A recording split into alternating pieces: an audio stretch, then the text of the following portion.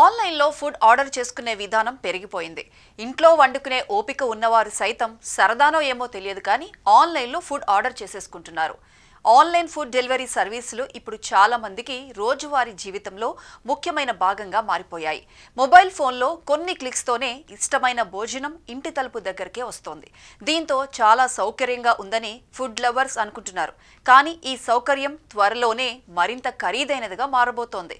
ప్రఖ్యాత food delivery సంస్థలైన Swiggy, Zomato, magic pin ఇప్పటికే తమ డెలివరీ ఫీజులు పెంచేశాయి. అంతేకాదు కేంద్ర ప్రభుత్వం తాజాగా తీసుకున్న నిర్ణయం ప్రకారం ఈ నెల 22 నుంచి డెలివరీ ఛార్జీలపై కూడా 18% జీఎస్టీ వర్తించనుంది.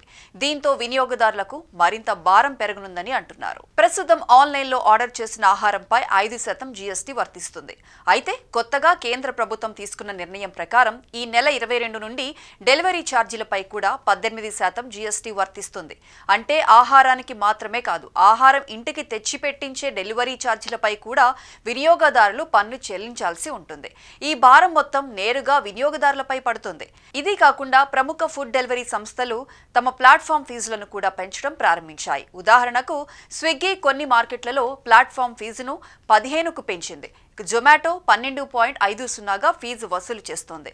మ్యాజిక్ పిన్ ప్రతి ఆర్డర్పై 10 ఫిక్స్డ్ ప్లాట్ఫామ్ ఫీజు పెట్టింది.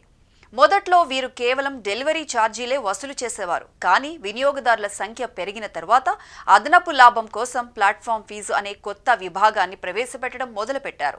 ఇప్పుడు ఈ మొత్తం మార్పులు భారం ఎలా వినియోగదారులపై పడతాయన్నదే ప్రజలలో, వ్యాపార రంగంలో పెద్ద చర్చగా మారిపోయింది. ఇప్పుడు ఆన్లైన్ ఫుడ్ డెలివరీ సేవలను ఎక్కువగా వాడే వినియోగదారులపై కొత్తగా వచ్చే జీఎస్టీతో కలిపి భారం మరింత పెరిగిపోయింది. ముఖ్యంగా జొమాటో ద్వారా ఆర్డర్ చేసే వినియోగదారులు సగటున ఒక్కొక్క ఆర్డర్పై కనీసం 2 అదనంగా చెల్లించాల్సి ఉంటుంది. అదే సమయంలో స్విగ్గీ వినియోగదారులకు అది 2.6 వరకు పెరిగే అవకాశం ఉంది. ముందుగా ఒక్క ఆర్డర్కి ప్లాట్ఫామ్ ఫీజుగా సగటున 10 మాత్రమే చెల్లించేవారు. కానీ ఇప్పుడు జీఎస్టీ పెంపు, ఫీజుల మార్పుల కారణంగా ఒక్క ఆర్డర్పై ₹5 నుండి ₹7 వరకు అదనంగా ఖర్చు అవుతోంది. దీనివల్ల రోజువారీ లేదా తరచూ ఆర్డర్ చేసే వినియోగదారులకు ఇది పెద్ద ఆర్థిక భారంగా మారే పరిస్థితి ఏర్పడుతోంది.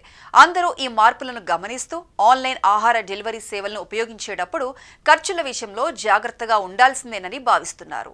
ఇక పండుగల సీజన్ దగ్గర పడుతుండటంతో ఆన్లైన్ ఫుడ్ ఆర్డర్లు గణనీయంగా పెరగనున్నాయి. అయితే ఈ సమయంలో ఫుడ్ డెలివరీ కంపెనీలు కొత్త ఫీజులు, అదనంగా జీఎస్టీ అమలు చేయడం వినియోగదారులకు పెద్ద భారం అయిపోయింది. ముఖ్యంగా విద్యార్థులు, ఉద్యోగులు, ఒంటరిగా ఉంటూ ఆహారం ఆర్డర్ చేసుకునేవారు ఈ సర్వీసులపై ఎక్కువగా ఆధారపడుతున్న నేపథ్యంలో కొత్త ఖర్చులు వారి జేబుకు పెద్ద చిల్లు పెట్టడం ఖాయం. ప్రతి ఆర్డర్పై సగటున 10% వరకు అదనపు ఖర్చు పెరుగుతున్న కారణంగా చాలా మంది వినియోగదారులు ఆన్లైన్ డెలివరీ ఆర్డర్లను తగ్గించుకోవచ్చు.